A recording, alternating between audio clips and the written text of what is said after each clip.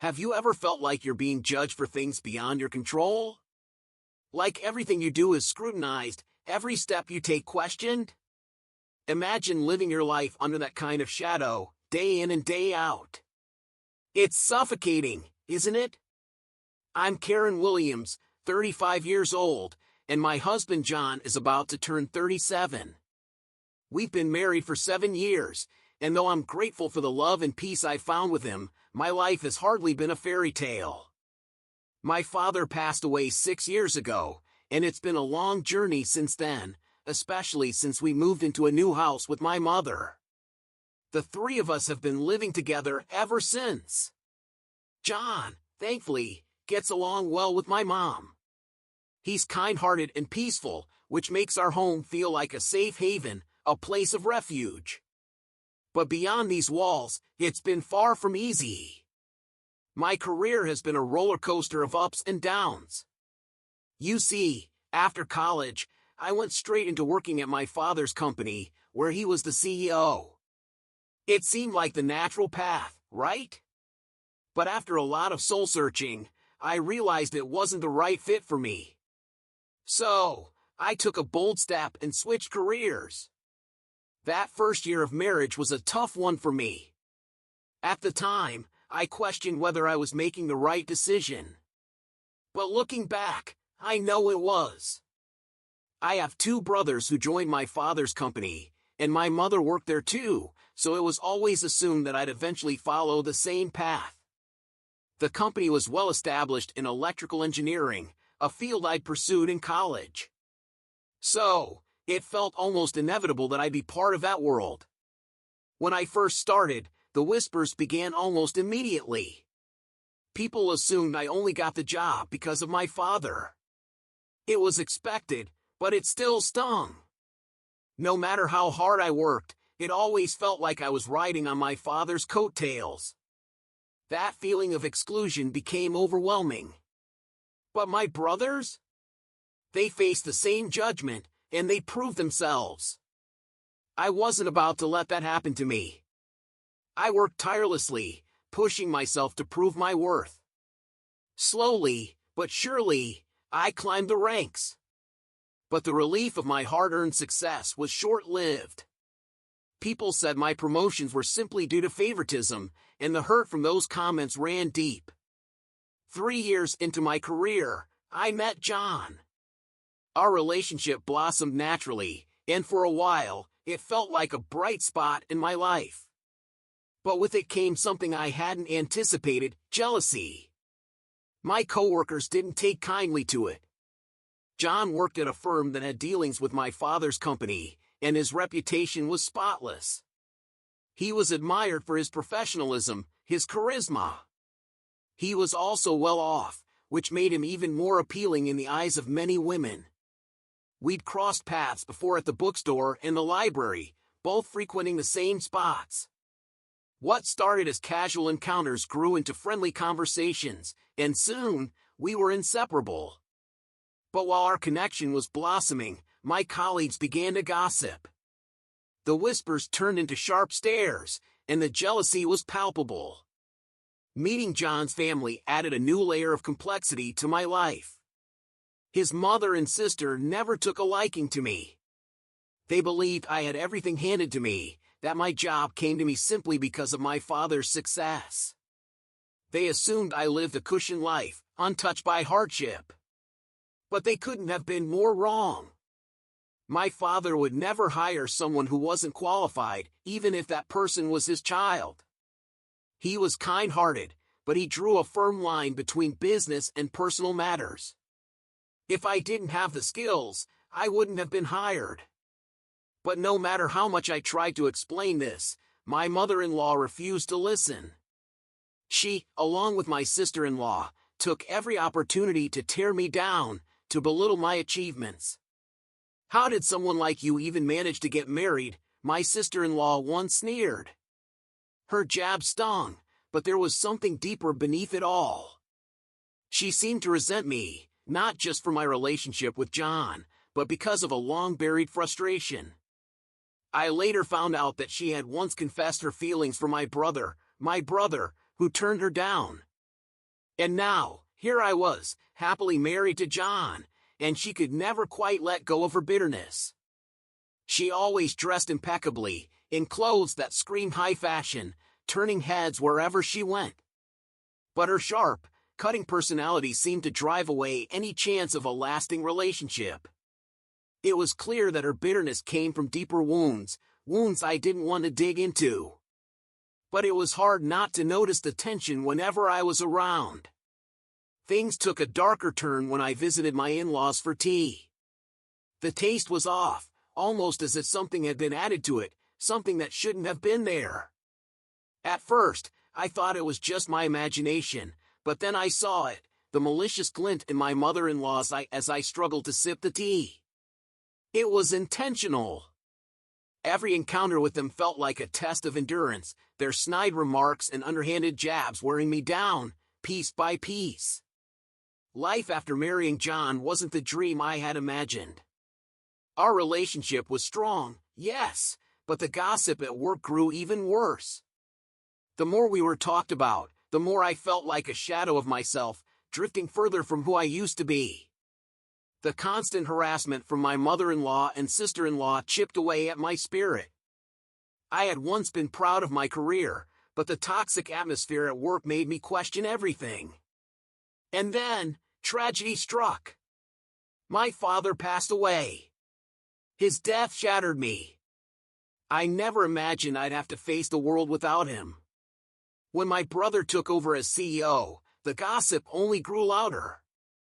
Suddenly, I was the CEO's sister, and people assumed that meant I had everything handed to me. The weight of their assumptions, coupled with my grief, left me feeling broken. I didn't know what I was doing anymore. I no longer felt connected to the job I had once loved, and I found myself crying for reasons I couldn't understand. My self-esteem had crumbled under the weight of constant criticism, and I was lost, adrift in a sea of uncertainty. It was during this time that my mother, seeing how much I was struggling, stepped in. "Karen," she said one day, "you've always loved reading and writing stories, haven't you? You'd be perfect for a job in writing." Her words struck me like a lightning bolt, illuminating something I hadn't considered in years. I had always loved books, had always been drawn to the written word. I'd been a part of the literature club in school, I'd written novels and poems, and I still love to read to this day. Her simple words gave me the hope I had been searching for. Maybe, just maybe, it was time for a change. It all started with a simple thought: could I really make a career out of writing? I had spent so much time trying to fit into a mold that just wasn't meant for me, particularly in the world of electrical engineering. When I look back, it feels almost surreal. Ever since my student days, my mother had always encouraged me to pursue something I loved, but I couldn't see it back then. She understood me far better than I understood myself. With that realization, I knew it was time for a fresh start, to set my sights on something different, something that called to me deeply. So, I chose the path of a novelist. But stepping into the world of writing wasn't easy. I was a beginner, unsure of where to begin, struggling to land my first job. Every day, I felt the weight of my savings slowly slipping away as I spent hours hunched over my computer, writing nonstop. Back then, I was driven by a desire to prove the doubters wrong, to show them that I could succeed. But now, the drive was different. It was for me. It felt more fulfilling, even though the challenges were still there. I poured more time into my work than I ever did at my old job. It was exhausting, but the passion made it worth it.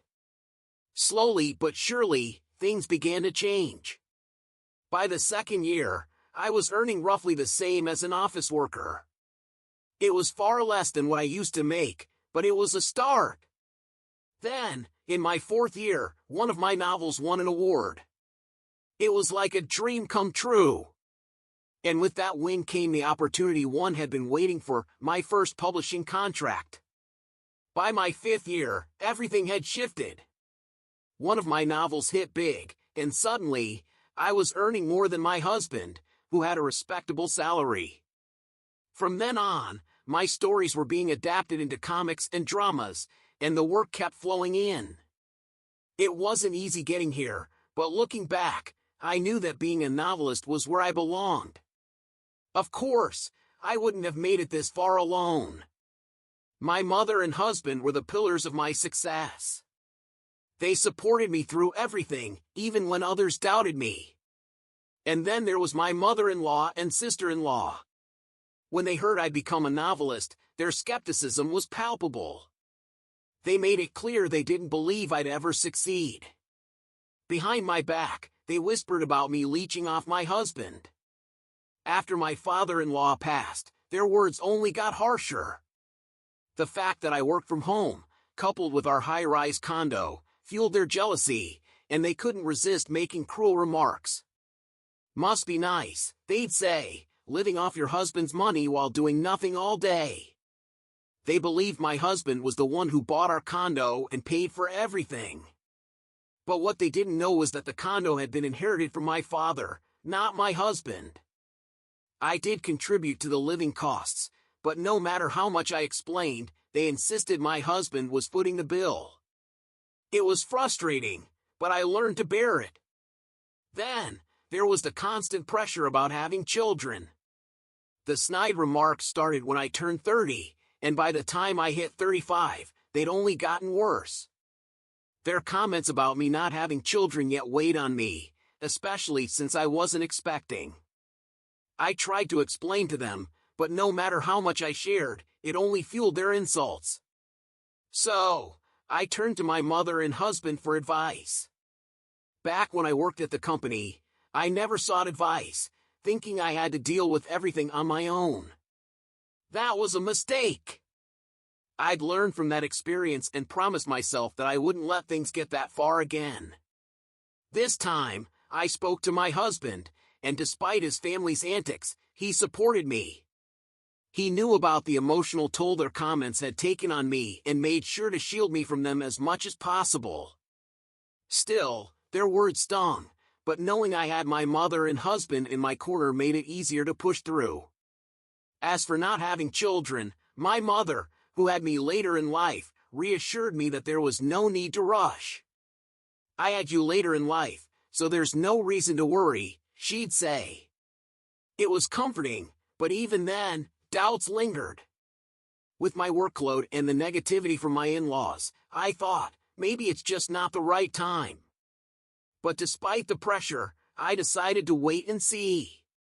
Even though I continued to receive hurtful remarks, my mental state was much more stable than it had been when I worked at the company. The condo, with its beautiful design and prime location, became my sanctuary. Living there with my husband and mother gave me a sense of peace. I could work, exercise, and take breaks without leaving the comfort of our home. It was a life I had worked hard to build. But then, everything changed. One day, my mother, who had always been full of energy, suddenly collapsed. It was a shock. She had gone to work that morning, just as usual, and I had sent her off with a smile. There was no indication that anything was wrong. She didn't have any chronic illnesses, and I thought she'd live much longer. But when I got the call that she had passed from a stroke, I was speechless. By the time I arrived at the hospital, she was gone. I stared at her, lying there as if she had simply fallen asleep. It didn't seem real. As I arranged her funeral, the weight of her loss finally hit me. I cried, quietly, privately. My husband, who had been close to her, shared in the grief. During the funeral, I was struck by the number of people who came to pay their respects. My mother was truly loved, and seeing the outpouring of support comforted me. But then, my mother-in-law and sister-in-law arrived. They pretended to be respectful, but when my husband was busy, they whispered cruelly about me. They made nasty comments about how my mother's passing would make things harder for me. It was heartless, and I could hardly believe what I was hearing. "Don't worry," they said, We won't be giving you any condolence money. You've been too dependent on your mother." I was stunned, overwhelmed with grief, and yet their words stung like nothing else. Before I could say anything, my husband came over, and they quickly masked their true feelings, pretending to be sad. It was unbelievable, but I decided to focus on mourning my mother. I couldn't let their cruelty take away from my grief. After the funeral, I was emotionally drained. I sat on the couch, numb, reflecting on everything. The memories of my mother filled my thoughts, and the sorrow was overwhelming. The tears seemed endless. But life didn't stop. I had deadlines to meet, manuscripts to write. I knew I couldn't afford to stay in this state of grief. I had to push forward, for my mother and for my career. Then came a knock at the door. My husband answered it, and to my surprise, it was my mother-in-law and sister-in-law. I was still reeling from the funeral, and I didn't want to see them. But in the hope of a distraction, I decided to face them. When we arrived at the door, their words hit like a punch. "We're living here now. Show us around." I couldn't believe it. They acted as if the house was theirs. It was shocking, and my husband, equally stunned, suggested we go to a nearby store to talk things through. But they insisted on seeing the house. "Show us around now. This is our home from today," they demanded. Their arrogance was staggering, and I had no idea what was going on. But we had no choice but to face them, as the tension in the air thickened. At the entrance, other residents began to notice the rising tension, their curiosity piqued by the strange scene unfolding. Whispers started, and I felt the heat of their gazes on us. "Let's not make a scene," I thought, but my heart was already racing as I braced for what was coming next. "Please, explain why you suddenly decided to live here," one of them demanded, a sharp edge to her voice. My husband sighed, rubbing his temples before answering. "We can't just give them the house. My mother's estate hasn't been settled yet," he explained calmly, trying to defuse the situation. Somehow, with a bit of coaxing, my husband convinced them to step away from the tension and join us at a nearby diner. We ordered drinks, but the real serving came when they started telling us their story. It was so absurd, so outlandish, that my sorrow, once a heavy weight on my chest, melted away in an instant. It was as if their words made everything else seem trivial. "The house belongs to John, doesn't it?" they blurted out. "Your mother was paying for it. But now that she's gone, instead of supporting some nerd, why not live there together? You should divorce him and come live with us." Their confidence was staggering, as if they had hit upon some brilliant idea. They were so sure of themselves, so bold in their belief that we should just give up our home. My husband, completely taken aback, could hardly believe what he was hearing. They spoke as though their ridiculous claims were the most natural thing in the world.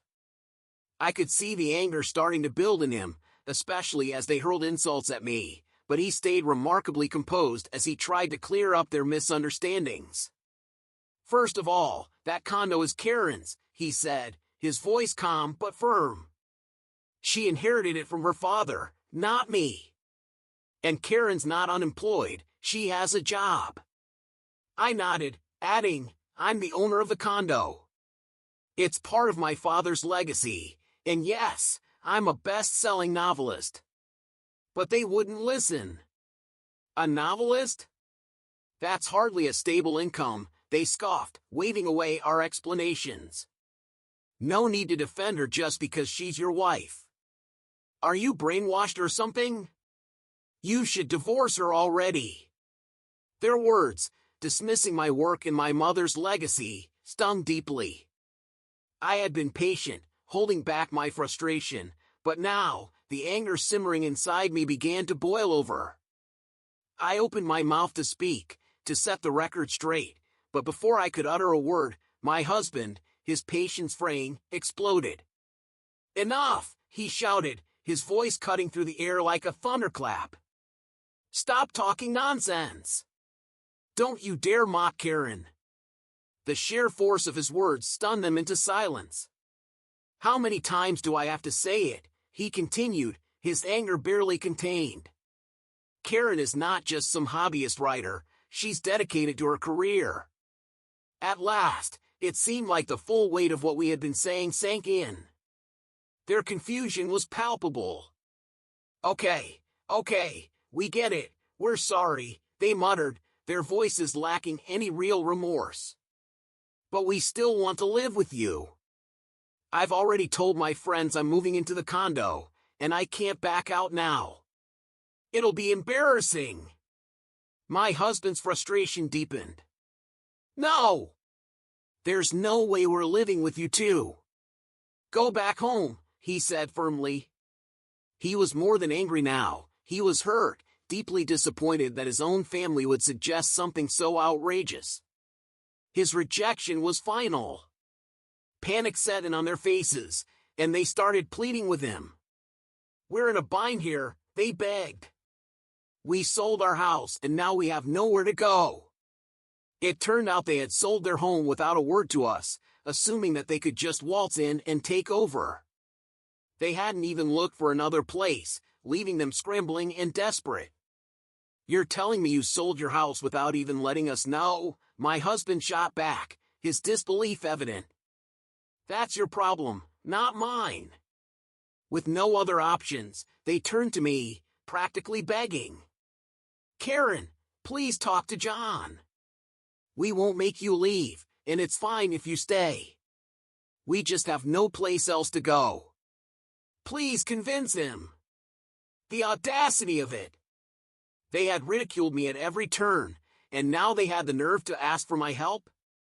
"It's my house," I said, my voice thick with frustration. "And it's in my name. How can you be so arrogant?"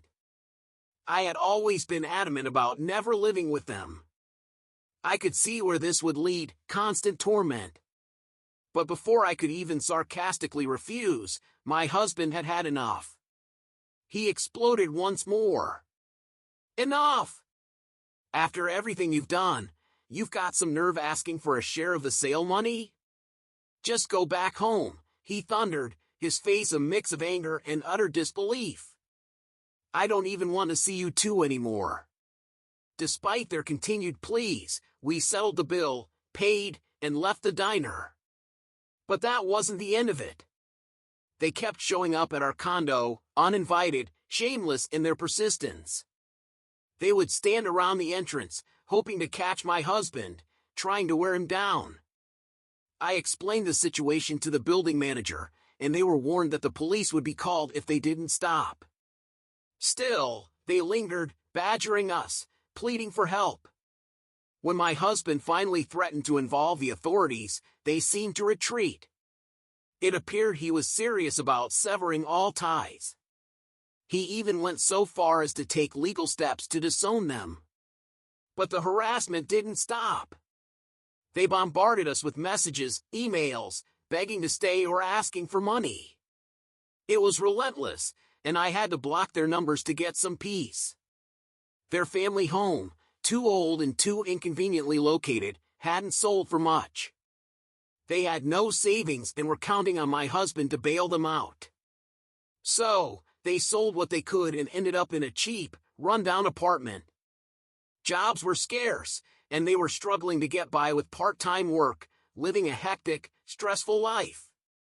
But then, a glimmer of joy finally broke through. After all the chaos, I received the news I had been waiting for. I was pregnant. After worrying for so long about whether I'd ever have children, this news brought a sense of peace I had longed for. With this newfound hope, I looked forward to the future. I would be the kind of mother my child could always rely on, just like my own mother had been for me. As I awaited the arrival of my baby, I continued to focus on my career, the distractions of the past fading into the background as I prepared for a new chapter.